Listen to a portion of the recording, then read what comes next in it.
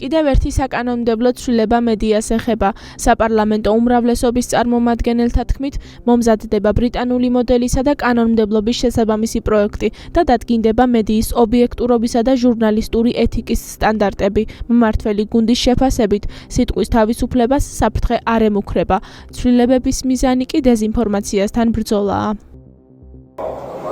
ისიც თქვენ რომ ბრიტანელები პიონერები არიან ევროპაში დემოკრატიის და არა მხოლოდ ევროპაში და მათ პირველად შემოიღეს ეს სტანდარტები მედიისთვის, როგორ უნდა გადამოწმდეს ინფორმაცია, როგორ უნდა იყოს სანდო ეს ინფორმაცია, ვის რა პასუხისმგებლობა აქვს ჟურნალისტიდან დაწყებული, თქვათ მედია მენეჯერით დამთავრებული, ვის რა ვალდებულებები გააჩნია.